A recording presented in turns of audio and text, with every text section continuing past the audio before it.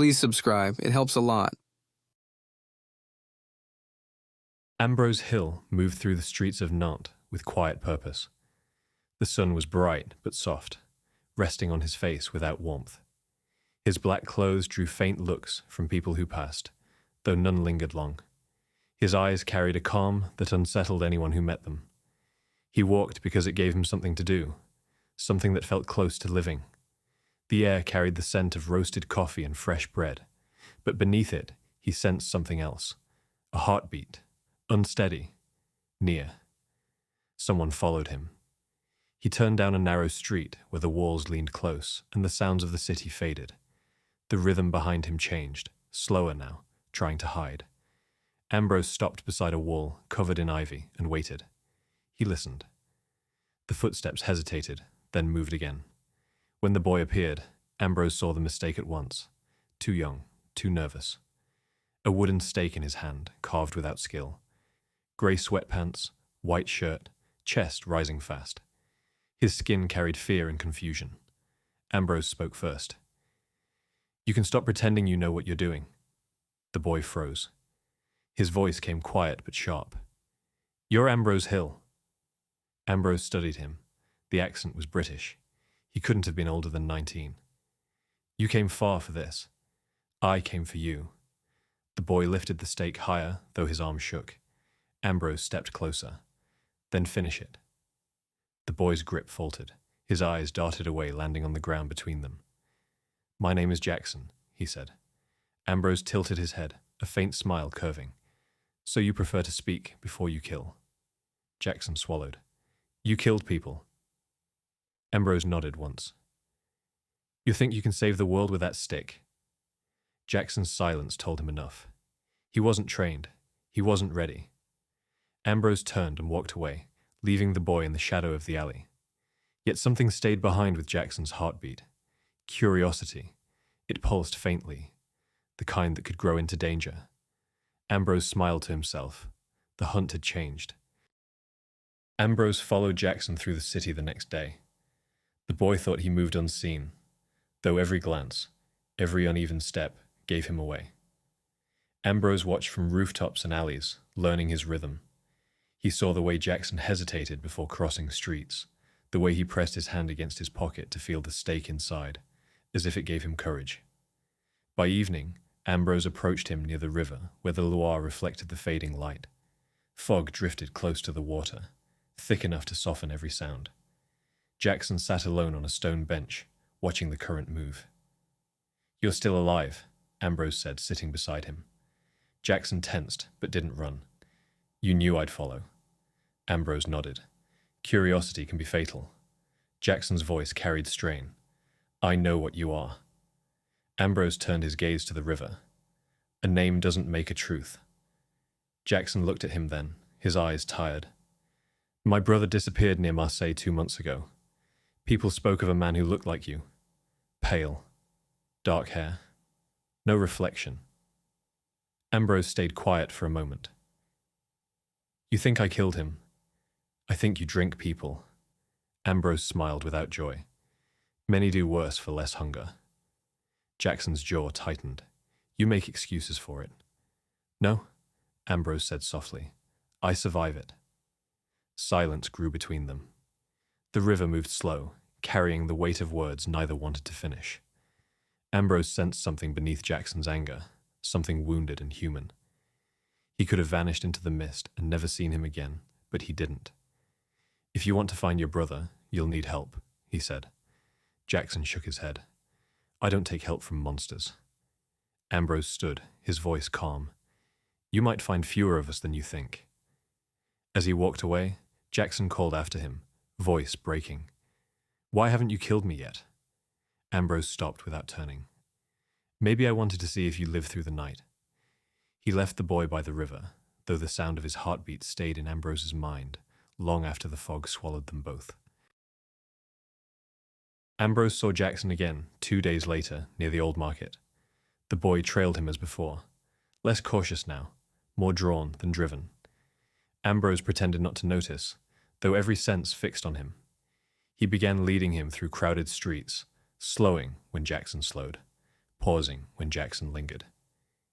It became a quiet game, one neither spoke of. By afternoon, Ambrose stepped into a cafe and took a seat near the window.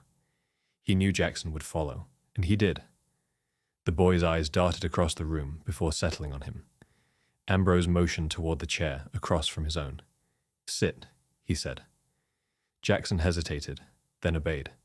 His hands shook when he lifted the cup the waiter placed before him. Ambrose stirred his own coffee, though he would never drink it. "Still chasing ghosts?" Jackson met his gaze. "You keep showing up. Maybe I'm waiting for you to stop running from what you don't understand. I understand enough." "Do you?" Ambrose leaned forward. "Tell me, when you look at me, what do you see?" Jackson's voice softened. "Someone pretending he isn't lonely?" Ambrose fell silent. He hadn't expected that. He looked toward the window, where sunlight struck the glass and painted the floor in pale light. "You speak as if you know me." "I've read enough to know loneliness when I see it." Ambrose studied him, the small scar on his chin, the faint shadow under his eyes.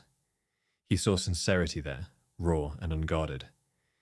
"You shouldn't follow what you don't intend to kill," he said quietly. Jackson's fingers tightened around the cup. "I don't know what I intend anymore." Ambrose rose from his chair. "Then find out before you drown in it."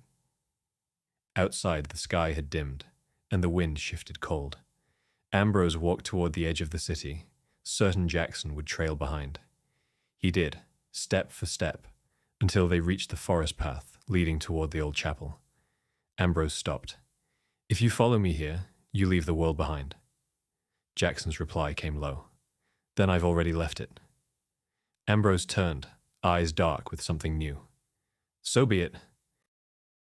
The chapel waited beyond the trees, its stone walls cracked from years of neglect. Ambrose pushed the door open, the sound echoing through the empty space. Jackson followed, the wood stake hidden in his sleeve. Candles still stood on the altar, melted low, their wax hardened in pools of yellow. Ambrose lit one with a spark from a match he carried, the flame trembling. Jackson stepped closer, eyes searching every corner. "You live here?" Ambrose shook his head. "No one lives here. Not anymore." He sat on a bench near the front, his voice quiet. "I come when I forget what silence feels like." Jackson lowered his bag to the floor. "I didn't think vampires prayed." "I don't. Prayer is for forgiveness." Ambrose looked toward the ceiling, where cracks traced the stone like veins. "I stopped asking for that a long time ago." The air between them grew still. Jackson leaned on a pillar, arms crossed. "Do you remember being human?" Ambrose paused before answering. "Yes." Every night Jackson's face softened.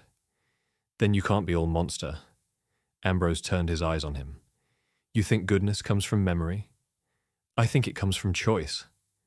Something in that answer lingered. Ambrose studied him, saw the weight in his posture, the quiet determination under fear. He rose, moving closer until only inches separated them. The faint sound of Jackson's breathing filled the room. "Why didn't you kill me when you could?" Jackson asked. "Because I wanted to know what you would do next." Jackson's hand brushed Ambrose's wrist before he pulled it back. The touch burned, though Ambrose felt no heat. His control wavered. His fangs pressed faintly against his lower lip. He turned away before he could lose himself in the moment. "You should leave," Ambrose said, voice tight. "I don't want to." Ambrose's jaw tensed. The boy's words broke something in him he thought long dead. The candlelight flickered against the walls, and for the first time in years, Ambrose wished the night would never end. The night deepened around the chapel. Ambrose stood near the altar while Jackson rested against the wall, the stake beside him. Neither spoke for a long time. The candlelight flickered across their faces, soft and uneven. Ambrose watched Jackson's eyes drift shut and open again, fighting sleep. "You're safe here," he said. Jackson gave a tired laugh.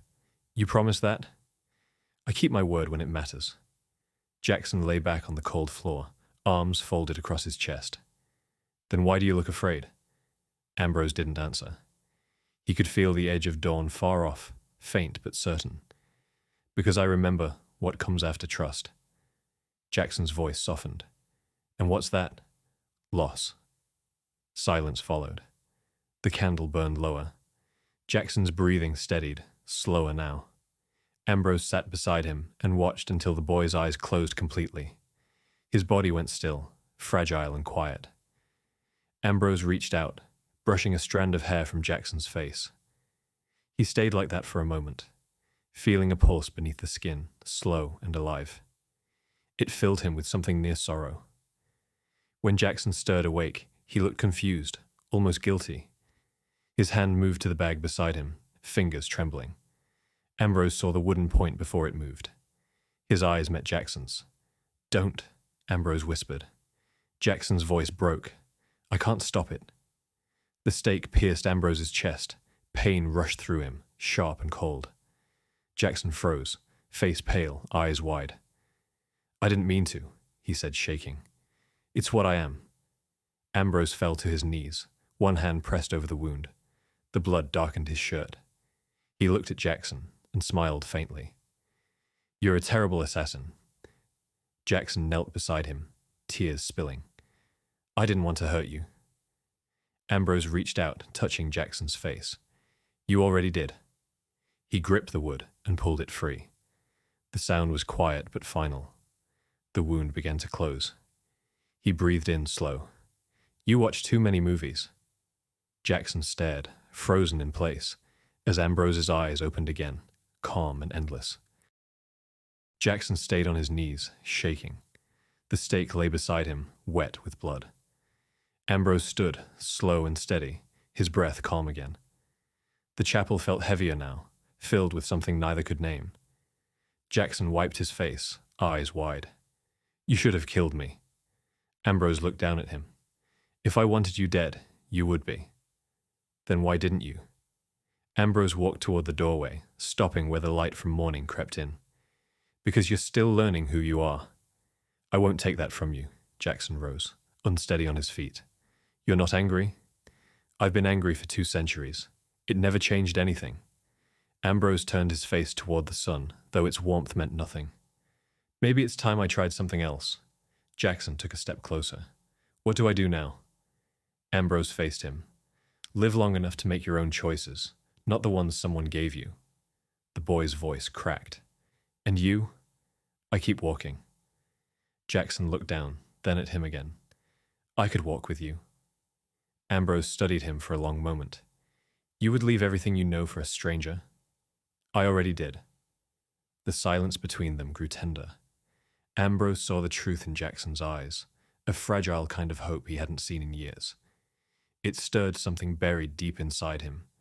He stepped closer until they stood inches apart. "If you stay near me, your world will change." "You may not like what it becomes." Jackson's answer came quiet but sure. "Maybe I will." Ambrose's lips curved, faint and human. "Then we'll see." They stepped outside. The morning air was cool, the city beginning to stir beyond the trees. Bells rang in the distance, marking another day neither would ever forget.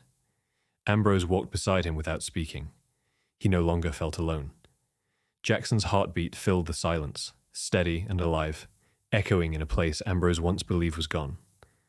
The sun climbed higher, and for the first time in a very long life, Ambrose let it touch his face before turning away to safety.